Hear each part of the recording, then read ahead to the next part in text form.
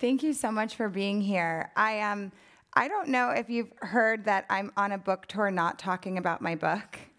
Um, I I thought, when I first wrote this book, or actually when I first sold this book, I went into my publisher and I said, I'm not an author. I didn't write this book because I'm not trying to write a book because I want to be in the woods and then come back into society and release a book. I said, I am writing this so that I can be with my audience and be in community with them and share tools. So when it came time to plan the book tour, I called all of my best girlfriends and I said, can each of you pick a place? And we are going to get together and share tools and hear other people's stories and create these healing spaces together. So, I think because just on that note, it's so important, especially as women, to create sacred spaces. But beyond that, I think especially in this time, it's so important to create brave spaces. So I hope that when we do start to do some questions together, that you will really be brave in those moments, because we really are here for you, and to not only role model our sisterhood, but to also create one with you. So I'm going to open the space up with a poem, and then I'm going to sit down and talk to my best friend, Kate. Okay.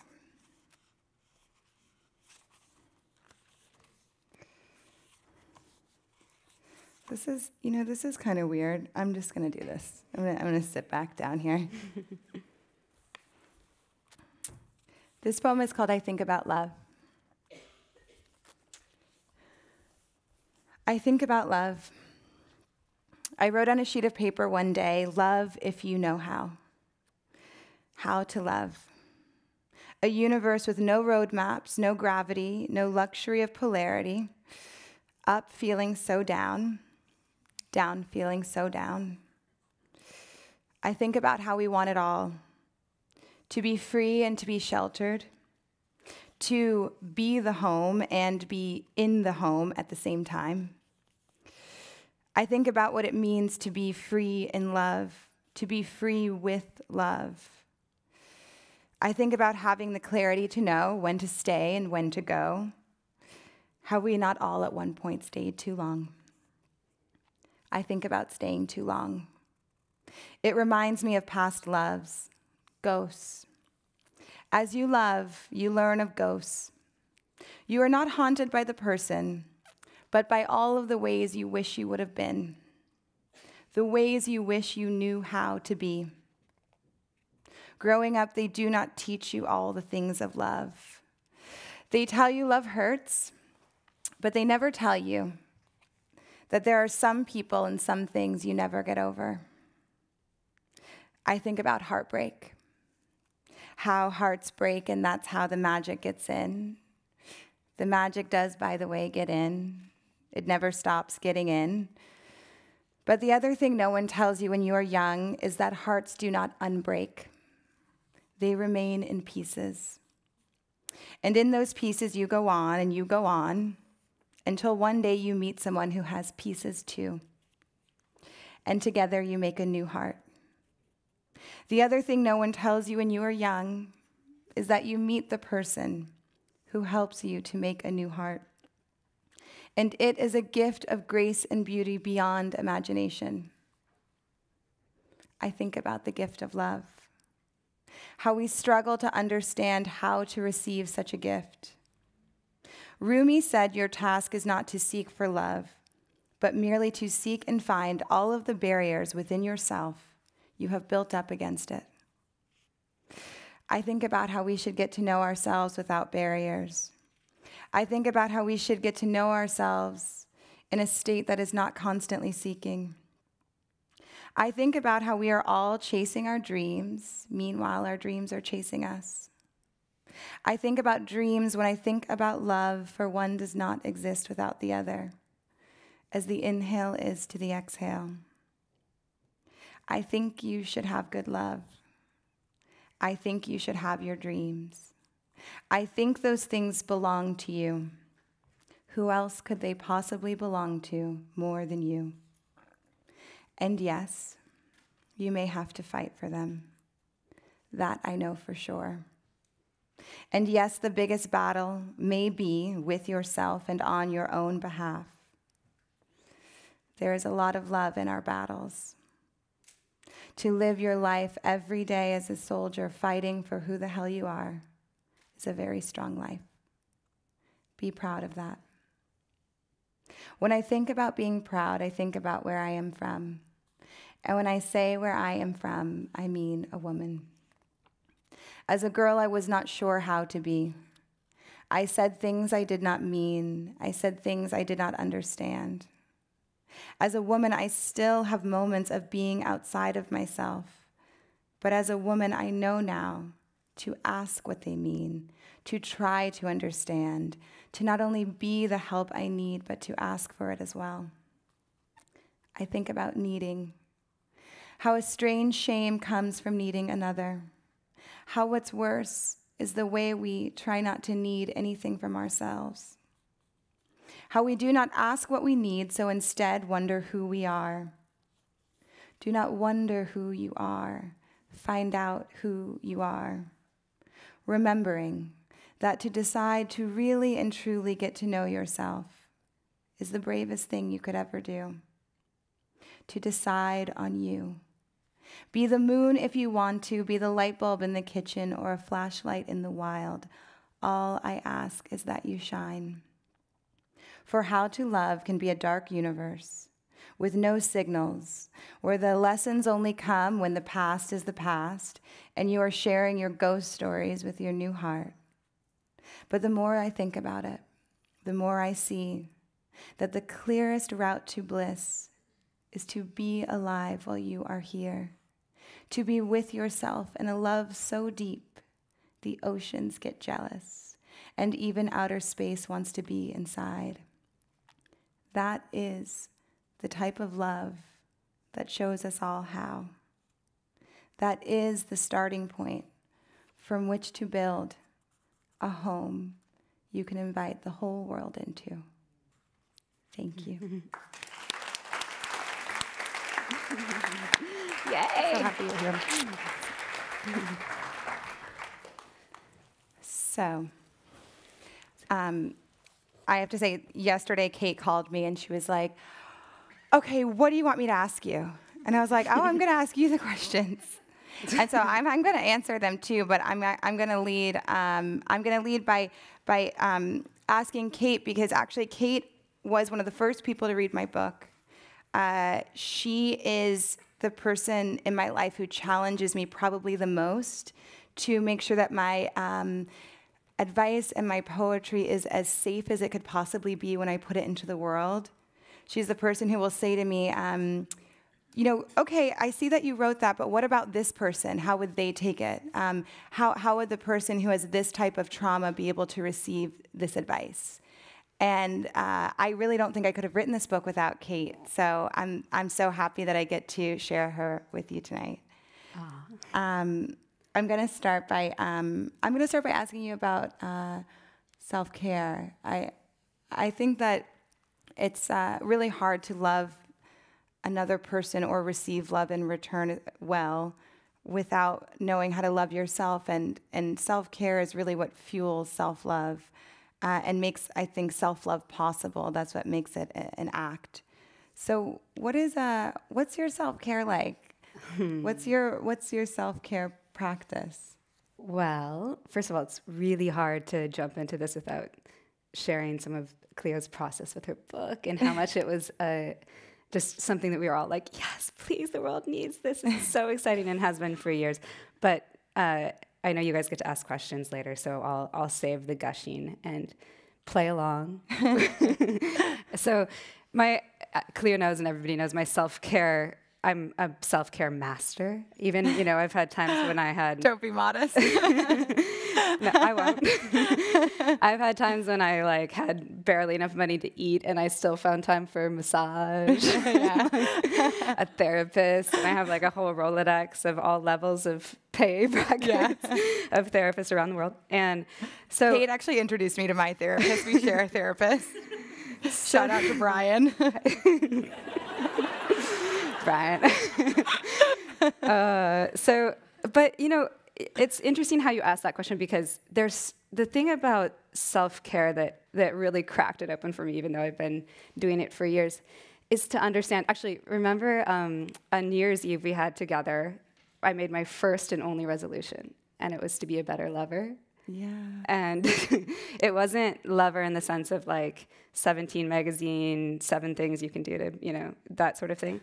It was, we learn about everything, right? If we want to learn how to speak a new language, if we want to learn how to paint or to write, you know, we go to school, we get an education, and we don't dedicate time and energy to learning about being a better lover. So going down that path and really getting an education about love and how to be a better lover, I realized that that's what self-care is. It's a act of love. And I did it in so many ways. One of the major things I learned from you and from some of our other friends. Cleo, at one point, I remember I looked over and she goes like this, "I love you, sorry." And I was like, "What did you do?" And she had, you had something on your hand or something wrong with her hand, and she had like said something nasty to her hand, basically in her head, you know, like, "Oh, I wish I didn't have that." And she did this act of love to herself to say like, "No, I'm so grateful for this hand, and I love you." Oh, because you know it's so funny because we do all these things to our body, and there's a poem in the book I wrote that is a love note to my body because you know, it fights for you every day, no matter what you do to it. You can drink 2 bottles of wine and wake up in the morning, and it still is trying to work to get you to run that marathon. And I said that in front of Kate because Kate is someone who's actually run a marathon and had 2 bottles of wine the night before, and I'm like, "You're my hero." And so it's amazing what our body does for us, and then how we then treat it. It's the most devoted being in our lives. It fights every day for us to just make it from point A to point B. Even if it's failing at that, it's still trying relentlessly. And so whenever I say something negative about my body, I'm like, "I'm so sorry, I love you so much." It's so true. So, you know, so self-care for me is about self-love, and it's from what we eat. And from one other cleanse I did, and Cleo has a poem about complaints, a piece about complaints in the book, and going on a complaint cleanse. And one thing that I did too, which was an act of self-love later, was to not say have to, need to, or like should. Yeah, that's good. Kate was the first person to tell me, "You're shitting all over yourself right now," and I was like, "Oh my God." I was like, "That sounds horrible." I actually went on a complaint cleanse the first few. It was really the week before the book came out because I was like, you know, so much goes on because whenever you're releasing something into the world, it's kind of like, well, that's where all the really not fun stuff just starts to happen because there's just logistical conversations and scheduling and all these things you want to do and all these things it's impossible to do because you can't be in more than one place at a time. And so I had to put myself on a complaint cleanse I'm still on it. And I was like, someone I said this yesterday, and someone was like, "How's it going?" And then I like looked over to my business partner, and she was like, but it's interesting because I do think that, you know, I always say to my girlfriends, I was like, what if all of your words were a spell? What would it do? And I think that complaints, what I wrote in the piece in the book that Kate's talking about is that complaints have no magic. So if everything you do in your being has like this alchemy that could put something into the world or create your destiny, and it starts with your words. I mean, think about how a witch would do a spell. It would have to be so exact, and if one small thing is off, it doesn't work. And so I always think about having that level of precision with my language. Totally. Because it's really the first step in any manifestation. It's true. It's so true. And it gives you, accountability seems so, you know, if you don't have to, if you don't complain, it seems like you kind of get to run around free, you know, because you don't have to like conform with society. You don't have the shoulds that people are dictated by. But actually it's radical accountability because you and this is something we talk about a lot. It's radical accountability, because then you get to say, I choose to do this all the time. And so you're showing up instead of complaining, you're saying like, I choose to be here and I'm going to embrace it. And I deserve to be here, And I think it's so powerful, especially in the world of love and work, to choose and re-choose every day. I think that our relationships run so beautifully on that level of dedication. So even when your relationships or something turns into like, oh, I have to do this or I've got to do this, that's almost when it's time to check yourself, because if we're not actively choosing and re-choosing, then are we living our life or is our life living us? And I think that's when we start to battle with these feelings of unease in our own identity. Totally. It's so funny. I was talking actually probably to Brian, our therapist, about self-care the other day. And I was telling him that, self-care is, and we talk about this a lot, how there's all this branding around self-care. So people will say to you, oh, I'm sorry, girl, I can't hang out. I'm taking a self-care day. I've got to, I'm going to sit in the bathtub and I'm going to go to like 2-hour yoga. And I'm like, you don't even like yoga. But it's almost these things where people tell you that, okay, this is what self-care is. So, and this is how to practice it. But it's really become this marketplace. And I found recently that the most incredible self-care practice is actually how we take care of ourselves within our dynamics with other people. And so, and I think that recognizing that is something that has been really new for me recently. So when I'm with this person, am I able to speak out and be myself fully, or am I not? Because if I'm not taking care of myself within my dynamics with others, what am I doing? What is the absence of care? Is abandonment. So am I in these relationships, or am I in these dynamics, or am I in these workspaces where I have to constantly self-abandon? And what does that do, especially over time? Because I think lack of self-care really chips away at us over time, and then we deal with this avalanche of not knowingness Totally. In our lives. It's so true. Okay, I actually want to talk to you a little bit about healing too. Okay. You were kind of, I know you said earlier you're a master self-care person. She's also kind of an expert healer. I have gone through some of the toughest times in my life with Kate. And, I want to talk to you just about what do you think about, what is your journey in healing, and what is the transition feel like especially when I think that healing always seems like it should be this triumphant moment, even when we feel healed, and then it's still not. You know you're better, but you still don't feel great. Totally. Whew.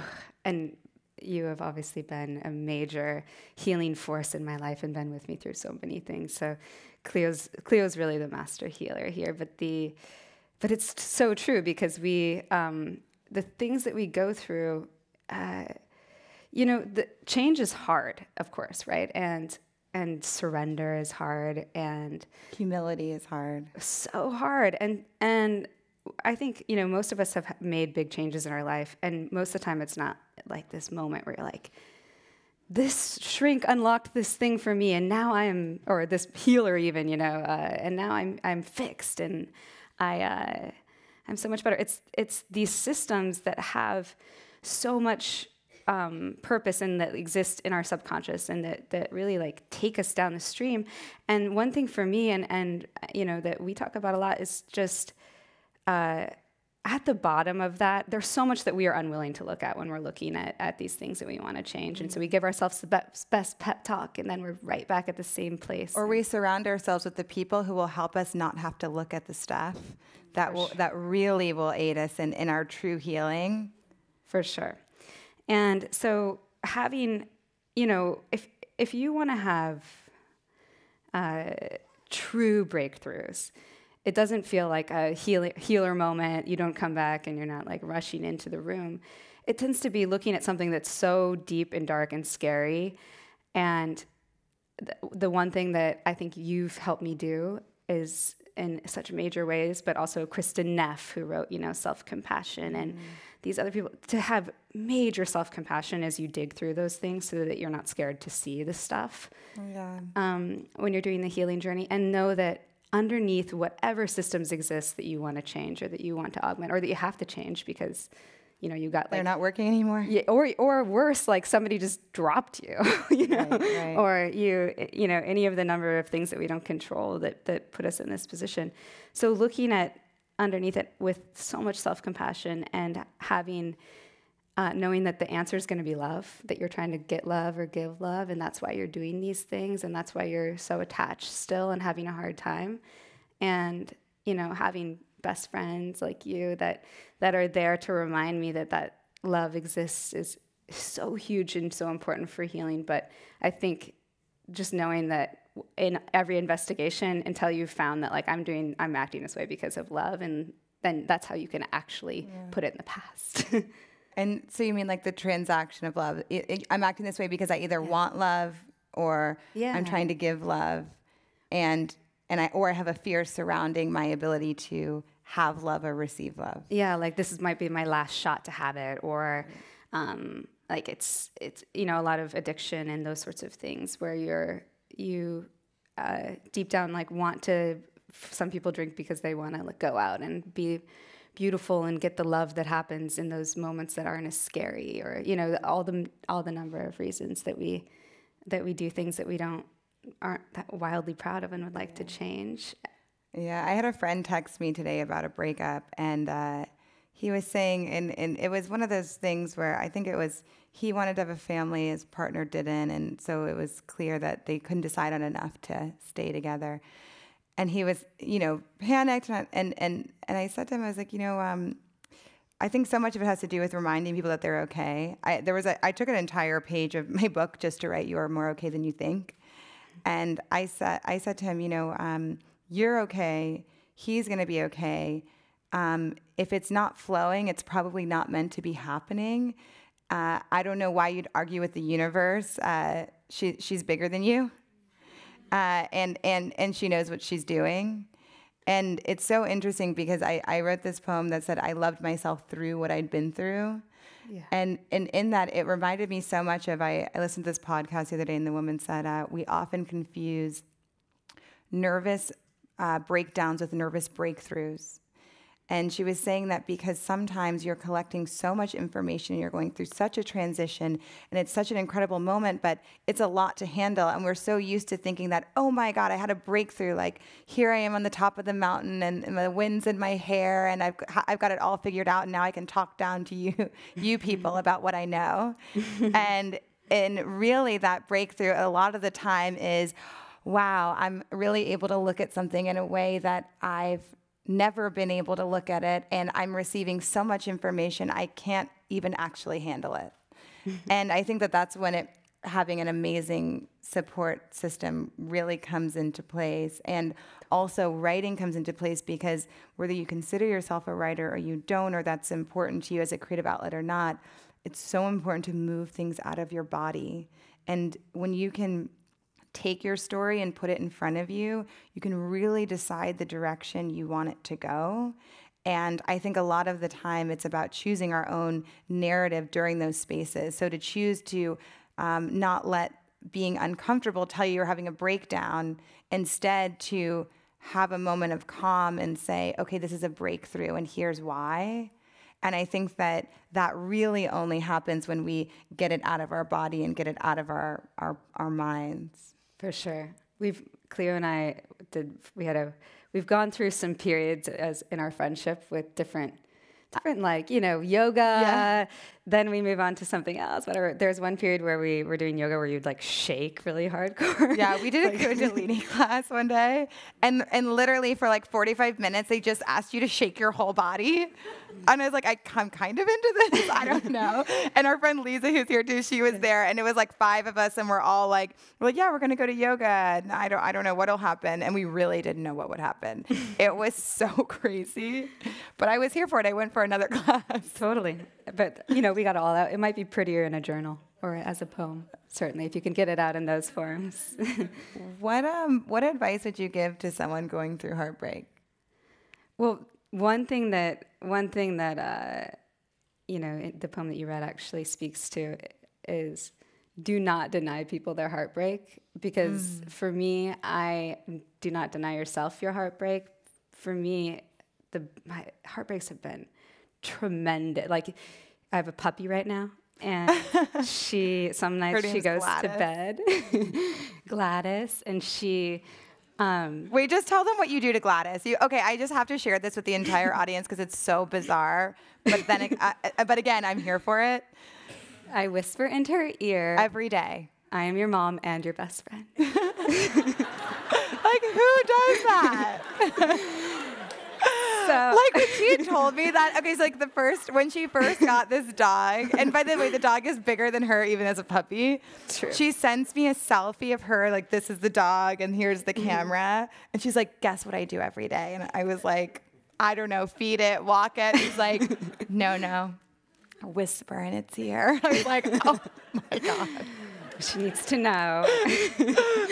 So some nights she goes to bed and she wakes up literally like twice the size, right? So those kinds of growth spurts are what happen when you have heartbreak. So one thing that, when we go through transition too, we want to protect people because hurting people sucks. And but if you have faith in the fundamental okayness that we were just talking about, that like your ability to make it through. I mean, if you're here right now, you made it through what you never thought you would have gotten through. And every day that you wake up is proof that you heal. Totally. And so when you know that exists, and when you can know that exists for other people, it's such a great gift to them, because then you can be honest, and you can not deny people their heartbreak and try to protect them, but let them have their full heartbreak open moment so that they can find the person to put it back together, like you said. Yeah. And I think that when you can let someone be in all those pieces, like when I remember when I was writing the poem I just wrote, I was writing it during a period of time where I was really heartbroken. And I remember thinking, like, I don't want to try to think that there's almost like something wrong with my heart, that I could like feed it a medicine and then it's going to act right again. I want to understand that this who I was before has been dismantled by this situation, and I want to really deliberately and in a really sacred way piece it back together, so that I really truly understand the condition of my own heart at this place at this next stage of my life. And I think a lot of the times we're so afraid to be in pieces that we don't realize the power we have of being able to build ourselves back together in a way that we get to be exactly the person we want to be and choose to be in love. And that's why I think whenever I'm going through heartbreak, I always call Kate. I'm like, what book should I read? And because she's like always got the psych book or like the self-help book that like, and because I'm like, okay, so I'm going to take this information from here and I'm going to put this into building my kind of new heart that I'm going to be walking around in the world with. And this is the heart I'm going to bring into my next relationship or my next space. Yeah. Have you ever had your heart broken by a friend? Because that's the heartbreak we never talk about too. Especially with whenever I talk to young girls, I'll tell them, what's your biggest heartbreak? And it's actually always with a friend. And it's so weird that as a culture, we never talk about that ever. We only validate heartbreak when it comes from a romantic relationship. But I think so many people are walking around with so much trauma from a friendship, a heartbreak from a friend. For sure. That's such a good point, because we have so many more friendships through our life. And they're so intimate and they're so vulnerable, and who knows you better than your best friend? What type, the type of betrayal that comes from losing trust in that relationship can be so earth-shaking. For sure. I have like micro heartbreaks in friendships, so I don't have one story that I can point to. But one thing that I found, because we evolve so much, we grow so much, and growing in the same direction as your partner is tricky enough, but growing in the same direction as your friends and at the same time is so tough. And not that we have to do it that way, friendships can evolve and change and serve different purposes. But one thing that I found at one point with some of my friendships is that I had this like weird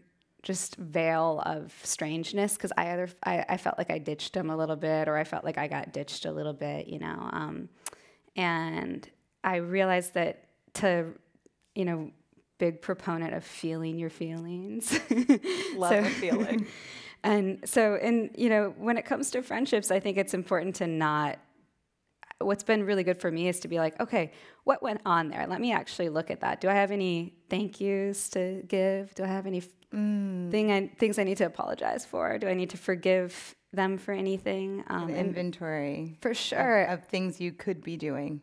Yep, exactly. And even, let it take its new form and do its thing, and you don't have to even have that conversation with that person. But for me, that was really useful, just to kind of get clean and get open to even being able to understand what my new beautiful friendships could be like.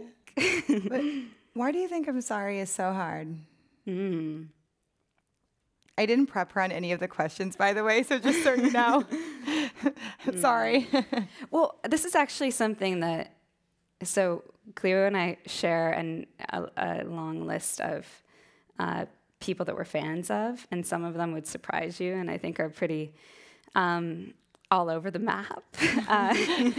But one is a very cutie congressman named John Lewis. And John Lewis, marched in Selma and is just like this spectacular fighter. If we could be president of a fan club, it'd probably be him. Like, we're someone who sends John Lewis memes to each other. That's true. It's not okay. So John Lewis said something at the beginning of an On Being episode, another podcast favorite. We're obsessed with, yeah. Where he was talking about being in Selma and getting beaten up, right, by the police during the civil rights march, and he was, in the nonviolent resistance, and he was like, you can do anything to me, but I'm going to love you anyway, and was really preaching the ability to be able to hold at the same time boundaries, and this is not okay, and I'm not going to put up with this at all, but I'm going to still love you. And we live in such a society where, have you earned my love? If so, maybe I'll give it to you for a little while, versus just love is something you can choose at all times to be, even to somebody who needs to be reminded of a boundary at the same time. You can still be loving, And so for me, I think sorry is in that same conditional world where we can't hold those two things, where we have to earn. A lot of times, well, you owe me an apology too. Right. Right. Well, I think that's such an interesting thing about boundaries, because I think we often forget that you can love someone with boundaries and that mean that they're not happy, and that has to be okay. And so I think that I remember that On Being episode you're talking about, and one of the other things that he said in it was he said that in the nonviolent resistance, they actually practice nonviolence in the way that we should practice our love and practice self-care. And so he'd say that, if someone went to there was a march that night, and someone came to them earlier in the day and maybe they had a really rough morning, they'd say to them, I'm actually not feeling nonviolent enough to attend the march. I'm going to go home and practice. And I always thought that was the most amazing story in boundaries, because a lot of the time, we just don't respect our own boundaries, and so we can't show up as our most authentic and loving self, and then we want to blame the other person for it. Totally. I left the house even though I didn't want to, and when I got there, I resented you for saying, "Are you sure you don't want to come?" and how does that make sense? And how does that serve me or you or our relationship or even the general atmosphere around us? Because I'm showing up with plummeted energy and I do think that, love, I do think that we do, and not because I'm this hopeless optimist, but I do think that love is something we have the ability to show all the time with the right boundaries. And I think that, I don't know, I wonder, when have you loved, had to set a boundary and the other person was, I don't know, pissed? Oh man, there's a lot of examples to pull from there.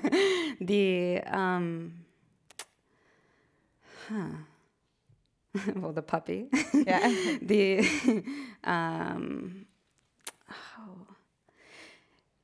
I'm trying to think. Well, you don't have to. Why don't you go? Why don't you go while I? I'm like, even as she was saying, I was like, I wonder what mine would be. I think I have that. I remember having to set a lot of boundaries as I was writing the book because there was just no way that I could. The book is just so much of who I am as a person. When I was writing it in the intro, I said, if you would like to treat this book less like a book and more like a best friend or a companion, I'd really like that because that's why I wrote it. And so in order for me to feel like I could create something that could show up as a friend for others, I had to be in such a dedicated space to it. And I definitely remember in my life at the time having to manage boundaries in a way of saying, whether it was to my best friends or to my parents or my relationship, that, I love you so much. And because of that, please don't call me. And it was really more of a testament to knowing that I wanted to, when I could show up, really show up. And it means so much to me to be the best of me and be the best listener I could be and the best woman I could be every time I walk into a space with the people that are important to me. And so I think that in my life, and that boundary was hard because I do remember at the time from so many different spaces, people were I could feel the resentment or the feeling of being, annoyed or not feeling loved. And I had to really work to understand what was the most loving way to even set those boundaries. And I have a lot of creatives who will talk to me and say like, well, how do you manage, being able to do your work and that being important to you and then all these other things being important to you? I was like, just make sure the people who are important to you know that they're important to you. And I think that when you can do that, you have a lot more freedom and flexibility to be able to do the things that you can only do alone. For sure. You're a master at boundaries are tough. You're a master at They're horrible. Making love. They're really horrible. It's just so unpleasant. I really don't know anyone who's like, oh yes, my partner set boundaries with me and I just loved it. They're like, I felt rejected. I felt like, well, why don't you want to hang out with me? I felt like, hey, I took the day off. Or like, oh my God, I spent all this time and money and energy to be here. What do you mean? Like, they're just like, no, that's the vibe. No one is ever like, it's amazing. Yeah. They don't like it. It's so true. I'm not going to make you tell a story because I could see you like we're still rattling. I'm going to skip it. Okay. What I'm going to ask you is I want to know how you've navigated insecurities. I mean, you do all these amazing things, and you're obviously so beautiful and incredible. Thank you. But what is it? What's your pep talk like on those days where you're not sure of yourself, or even 15-year-old you or 8-year-old you? How do you navigate those? Because those are a beast. For sure. I spent such a big part of my life feeling like a saboteur, feeling like I had some good stuff going. I was able to work out, but I was going to screw it up at any moment, and not feeling wildly brave about jumping in and leaping into something. And so I think a lot of insecurity came from being like, oh, I'm going to screw this up. I screw a lot of things up. I'm going to screw this up too. And I know we're in a place where like failure is probably more accepted, but I had a hard time even considering what failure could look like. And then I kept falling into it, And so it's one of those things where if you keep looking for it, you'll find it. For sure.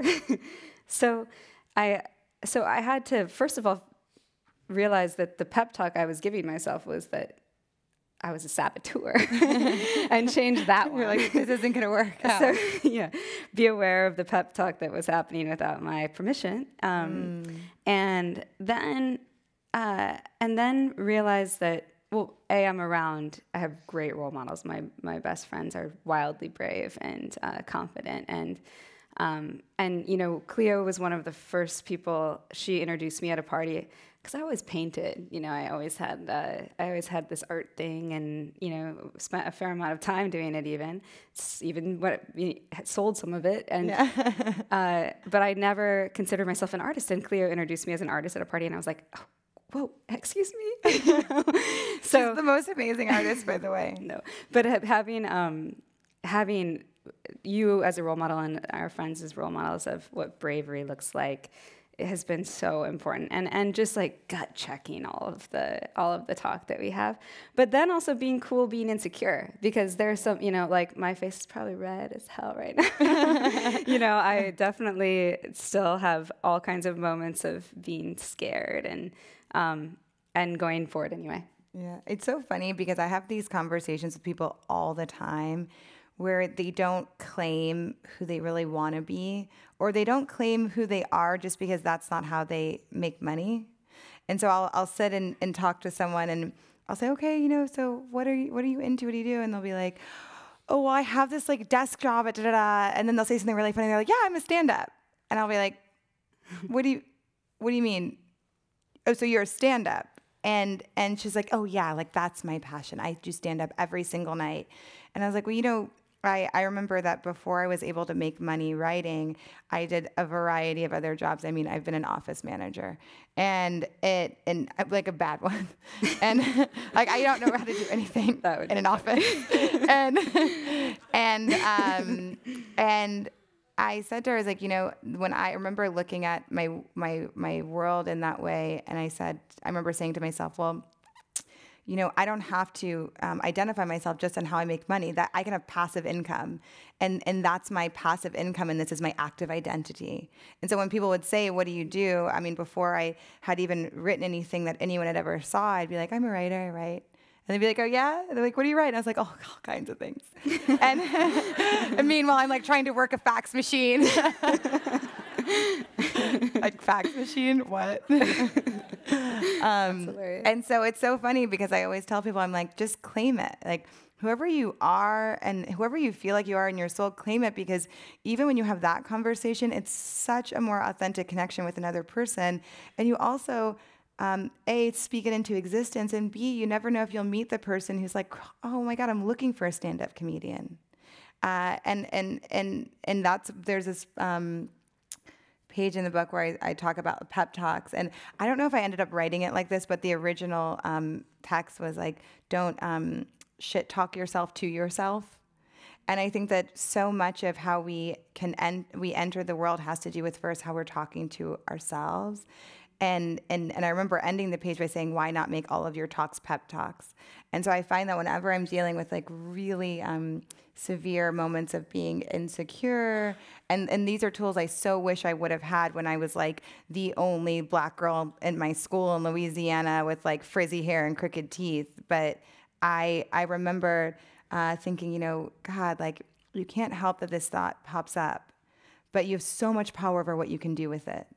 And I never realized that was possible, to be like, oh, okay, like insecurity, you're there, like you said, like let it exist, and then say, okay, you're there, but you know what else? This is all here too. And I used to have this mantra when I was feeling really insecure, which was, okay, and so every time I would hear myself say something that didn't serve me, I'd say, okay, and I'd counter it with something that did. And I remember doing that every time I walked into a room, and every time I was nervous, I'd say, if someone said like, oh, no one's going to like it, I'd be like, okay, and right. You still put your heart and soul into it, so keep going. And I remember thinking that was the best mantra I ever had for that. I'm trying to think, do you have a mantra? Well, can I ask you something? Mantras? What did you do before you got up on stage at TED? Because I was so nervous for you. Oh my, she might have been my only friend who actually maybe Lisa, who tried to live stream, who tried to tune into the live stream, because I did get this mysterious text from Lisa after that's like, you were great. And that Taraji meme where she's like, you're doing great, sweetie. That was really my girlfriend. I was so nervous because when you do TED, it's not just that you're on that stage. And I did TED Women, so it was also on a stage standing in front of so many of my sheroes. And but you memorize it. And I hadn't memorized something since I was like a tree in Alice in Wonderland, and when I was 6, and I actually don't think I had a line. So I don't even think I had to say anything then. I just had to remember where to stand. So I remember that like 1 or 2 days before I decided to get off of the script, because I was like, I don't want to recite this. I want to tell this story. I want to be able to do what I'm doing now and have that experience with the audience. And so right before I got on the stage, I had this mantra that, I mean, every time, because I was just, I mean, trying to memorize something that's 10 minutes in this age of like, who knows anyone's phone number? If you didn't know their phone number 20 years ago, you don't know it now. And so even you go through a museum, you can just like decide to take the photo of the person's name. I mean, we don't remember anything. And I had this mantra that was, this is my story and I'm here to tell it. And I just said it to myself over and over again whenever the fear and doubts and anxiety came up. And still, every time I speak publicly, I have such a fear. And I always have that mantra. I say, this is your story and you're here to tell it. And I remember when I was speaking at a conference recently, someone asked me, well, how do you find the bravery to tell your story when you say, this is your story and you're here to tell it? And I said, your mantra could be, this is your story and it could save someone's life. And I think that is how powerful our stories are. I'm trying to think of the mantra I use when I have really deep anxiety is, I have this mantra that is, this is not you. It's something moving through you.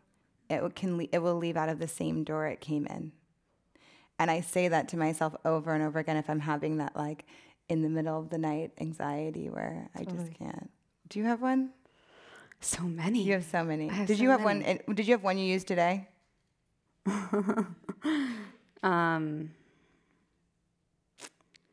She's like, why are you asking me this? Well, if you think of one, let me know. Okay, sounds good. And because we can do Q&A. Yeah. So I don't know. What? Okay, cool. Oh, okay. We already picked people to do it? No, is there a mic? I don't know how it works. I'm sorry. We have some questions from social media we can start with. And then if anyone has questions, just come meet me in the back. Oh, cool. Okay, so first question is, what advice would you give to anyone who's feeling distraught by the current political state to find joy in the resistance? I think that the first and foremost, it's really recognizing and understanding that you deserve joy and to have joy, and that having joy does not take away from the work. And I think that joy is a form of radical self-care and self-love, and those will be the things that really fuel this resistance long term. Okay, let's take some questions from in the room. Can we? Is that okay? Yeah, come meet me back any? here, guys. Don't feel shy. No one has any? Meet me at the mic. In the meantime, another question from social media. What other writers and poets did you read as you put your book together? Ooh. For me, I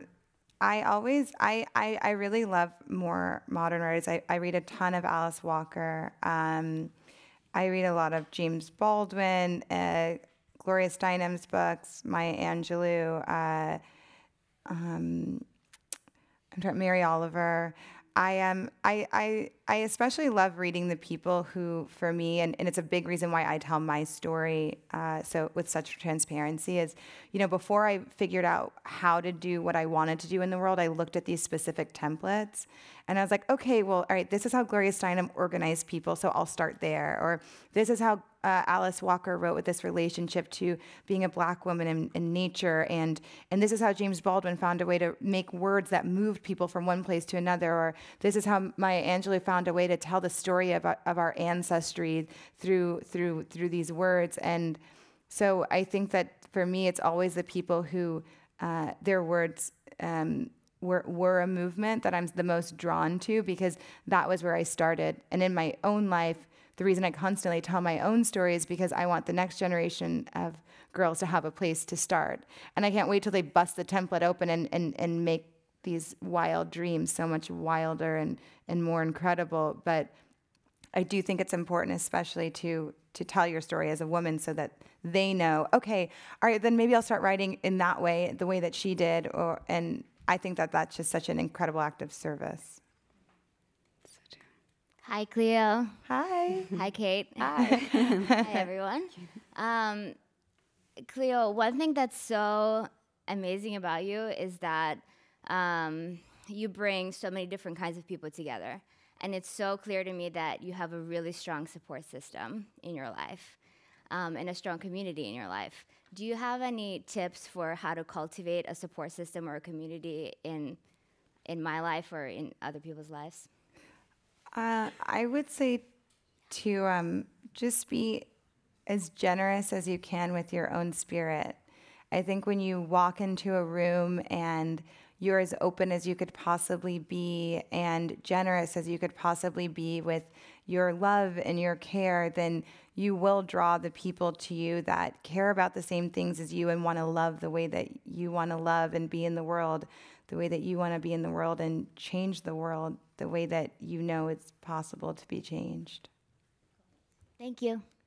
Thank you. Hello. Hi. I have stage fright and everything. Okay. Well, good thing you're not on the stage. But like, thank you. What's your name? Amina. Hi. Hey. What's up? You talked about like healing from like non-romantic relationships, like with hurt regarding friendships. How do you have that process or handle that process when in regards to family, especially dealing with childhood traumas? I think we should both take this. Yeah, sure. Well, because I'm like a psychology dork, there are so many tools because it's the relationship with your family is so important. So there are so many things that I've like gone deep in, from attachment style to all kinds of just the way that we can forgive our families and that sort of thing. But I will say that family stuff is just something that, as much as possible, I've benefited so much in my life from having help with, because it's part of who you are, and so it's so close to your heart, and it matters so much, and can be so traumatic, that's where any support system, all the books, I couldn't, Yeah. I think that for me too, whenever I've gone through so many things with my family, and I always really bravely take space if I need space. And it's never wrong to tell anyone, no matter who they are, that you need space to heal, if you need space to heal.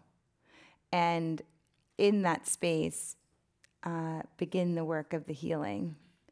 And they don't have to be, and that's another thing about boundaries, you can do them with love, and that doesn't mean that they're okay with it, but your existence, you're not here so that everyone can be okay with what you're doing. You're here to be the boldest, most incredible, beautiful soul that you can be, and do all the good in the world you can with that. And, there's this saying that hurt people, and healed people, heal people. And so to carve out a space for your healing is one of the greatest acts of service you could do to the rest of the world, actually. Thank you for the question. Hi, my name is Yvonne. Hi. Sorry, I'm really nervous. My heart's like racing. You're doing great. You're doing great, sweetie. How do you deal, or what would be your advice for someone dealing with a family or loved ones who are unaccepting of an interracial relationship? Are you okay? To where you have to set boundaries with them, like you guys were talking about earlier, to live your life with the person you love, and then them not wanting to be involved or invite you over, and for you not to feel lonely and sad and like it's you two against the whole world. Well, it's not you two against the whole world. And I think that especially in those times, which it's a time of transition, I think especially when we're going through our hardest times in our lives, we think that it's the only way that things are. And it's really the beginning of a journey to where things can be. And I think it's an incredible time to lean on your chosen family, the people that do accept you, the people that do love you, the people that do make you feel like you aren't alone in the world, because you aren't. I bet you there's 5 people here right now that would want to sit down and have a glass of wine with you after this to talk about their own story and how they've gone through that too. And I always think that, hold the energy of your love and the forgiveness you have in your heart at the standard that you own, and allow people to meet you there. People rise to the occasion. They really do. I mean, I have seen people in my family change in ways I never thought were possible. It never happened when I wanted it to happen or when it would have been convenient for me or for how afraid I was in the moments where I so desperately wish they could have been that way. But I have seen it happen more than once. Oh, thank you. Someone go find her after. I just want to start by saying thank you so much, Cleo. Seeing someone who looks like me, who shares experiences that I've had, putting work out into the world has given me representation and visibility in a way that I can't even thank you for. So thank you. Thank you. So as someone who works in predominantly white spaces, I find that oftentimes others' vision of professionalism or just like the quote-unquote right or preferred way of doing things aren't ways that align with how I see myself doing things. And so I'm wondering if you have any advice for how to bring authenticity into professional life, personal life, and how to create a future that you wish to see if maybe you don't see it in your current settings. I think be it and allow people the space to evolve their view. I think that we walk around a lot, especially right now, because for many of us, there's so many people that are recognizing things like white privilege for the first time in their lives, and that being a word that's actually being spoken and talked about in a really big way. And it's for people of color, it can be a challenge because we've been understanding that our entire lives and in our parents' lives and their parents' lives. And so I think that, to allow someone the space to evolve the view at a time where we're so frustrated because we want to put it like a period or an exclamation point on everything because it's so obvious to us, when really the most righteous thing to do is to put a ... so that someone has the space to get it, and really giving them the energy that allows them to feel capable. That doesn't mean you have to be the Black woman who teaches everybody. It doesn't mean you have to take the space of educating everyone on whiteness. We can leave it up to white people to figure out their whiteness. That's not a Black issue or brown issue. And I think that allowing that space is what is the most important. And sending love there. I think that for me, one of the biggest things I do in my life is especially with situations that challenge me, I do send love there because our energy is also everything. I think all of us know what it's like to walk into a room and be like, they just didn't like me. I could just feel it. So how do we then think that someone doesn't feel that way about us? So if you walk into every room and you're like, you'd never get it, you'd never understand, you think they're not feeling that FU energy? They are, And so give them the space to be like, you know what? Today you don't get it, but you could. It could happen. And then be the example, be that shining example of what is right, and don't be afraid to let people learn from you by just showing them. I mean, James Baldwin has that great line that's children never listen to their parents, but they never fail to imitate them. Give people space to imitate you. Thank you. Kate, you're killing it too. Yeah. These are our last 3 audience questions. Okay. Okay, we'll make it good. I was actually in your mentor session at the Teen Vogue Summit. Yes. It was so I'm like, amazing. I'm like, Do I remember? I can't see. I can't see anything. I'm sorry. I can see like 5 people up here. We've had a lot of eye contact.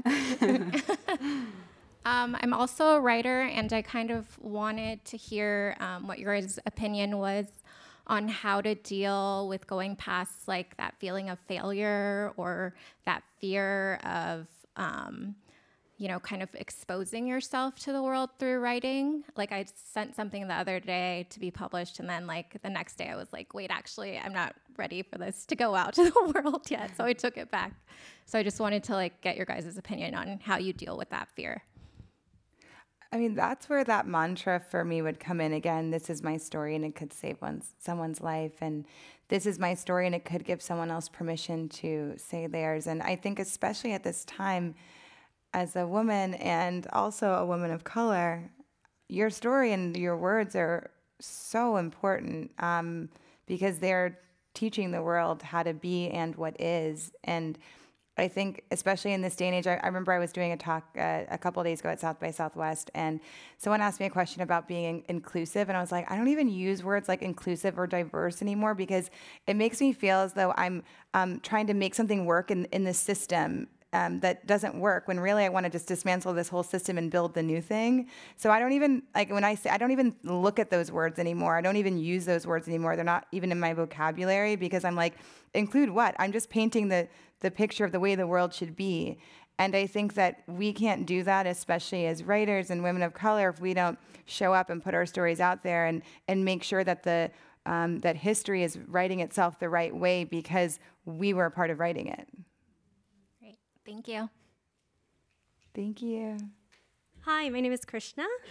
Hi. So I'm really big on morning rituals, and I know you're really big on mantras. So this morning I actually woke up in preparation just to get myself psyched for this talk. I listened to your TED Talk, Cool. Want to change the world, be brave enough to care. And I thought about actually making that my morning ritual and my morning mantra every morning when I wake up now. But I'm curious to know what your morning ritual or mantra might be. I definitely have really intense morning rituals. I think it's all because I'm about to tell this really embarrassing story. So when I was dating someone, and you know when you're first dating someone and you're like you want to just be like cool. So like we were like I slept over and we're getting up in the morning, and he's someone who can just be ready in 10 minutes. And so I was like, yeah, me too, like out the house, 10 minutes. And and so I had to, I had to then like take the train back into the city, and I like couldn't even figure out the train station. I'm like in this train station, it's a small train station. There's only like 7, what are those called? Platforms. There's like 7 platforms. I'm like, I've got to take it for 1, but I'm standing on 2, and I just don't know where to. I just start crying. I start crying. I call my mom. I'm like, I'm having a nervous breakdown in this train station, but I'm so happy. I don't know what's wrong with me. And I realized that it was because I had skipped my rituals. Like I had not participated in the things that I do to get me ready to be in the world. And then I just got in the world because the other person just didn't have those rituals, and that's cool if that works for them. And so for me, I always make sure that I have 2 hours to myself. I mean, I was telling my friend Jules earlier that I woke up early this morning, and I've been a little sleep deprived lately on the tour.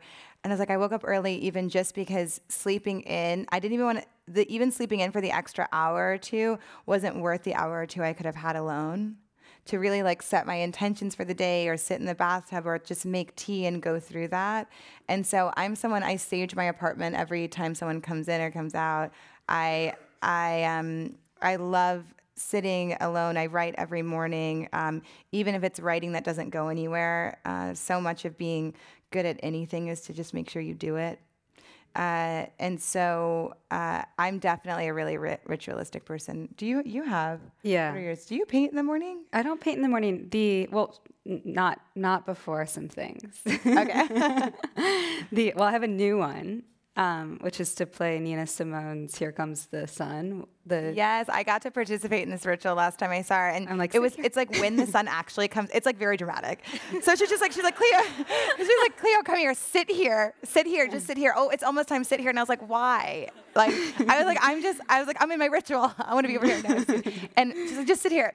And then it's so funny, like where she lives, the sun just kind of creeps out, and then she's pressing play, and it's like, da-da-da-da. I'm like, oh my God. It's true. Yeah, but it's a good one. But it's also really good. one that our mutual friend Megan, our good friend Megan, does that I have stolen is to when I'm taking a shower, as we spoke about this earlier, but to actually like as I'm lathering up these parts of my body, I'm like, thank you, arms, for letting me, carry that big thing by myself earlier, because now I have my apartment set up like I wanted to, and I didn't have to get help from anybody and wait for 2 days, and thank you, legs, for letting me run all those miles after that bottle of wine I had the night before. So I like the shower one. Yeah, that is. I'm going to do that one again. I haven't done that in a while. It's good stuff. Yeah. Thank you so much. Thank you. It's our last audience question. Hi, my name's Joanna. Thank you guys so much for the wisdom that you shared tonight. Thank you. So what I've been experiencing recently is when you open yourself to love and connection, it comes like a fire hose, and it seems like that's familiar. That sounds fabulous. Yeah. So my question is, how do you prioritize in a period of abundance? How to best share your gifts and, be in the world, especially when you can't say yes to everything. I've been talking about this a lot lately because I think that, we spend so much time talking about trying to get our dreams or trying to get what we want, and we don't spend any time talking about how to receive what we want or how to be in that new kind of plane you enter once your life changes because of all the things you wanted, and then they come to you. And I think that's where that kind of nervous breakthrough thing happens. And I think that it's about making sure you have the pause moment, and realizing that if your life is feeling radically different, you have to have a radically different approach to your life. And I think that makes, I think that it's about not applying your old ways of doing things or treating people or treating yourself within your relationships the same. So I think to just take a moment to pause and say, okay, this is how I'm going to have to be now because these things have happened now. And I actually have been feeling that a lot lately because as I've been on the tour, because I spend time with everyone after, see you soon, I've made sure that when I was traveling, when I usually could have maybe had a day off to go to dinner or do all these things, I actually make sure I have twice as much downtime as I would usually have, because I know that this period of my life is different as far as the difference in the output and time I want to be able to genuinely give to other people. So I know I can't treat it the way that I would if I was just sitting home writing the book or finishing an art installation or a project. Thank you. Thanks. Thank you. I got to ask you a question. Oh, okay. All right, what is it? If you don't mind, a quick one. one. This is the question. Yeah, There's a question that everyone who comes here has to answer. It's a good one. Cleo, what is your 60-second idea to change the world? I think I have like a 5-second one. I think it's just be good to as many people as possible. That's it. Good What's job. yours? Tell me yours. Do you have one? No. I keep asking. We end on you. We end on you. Doing this to me? Okay, it's over. Thank you, Cleo. Thank you, guys. I love you.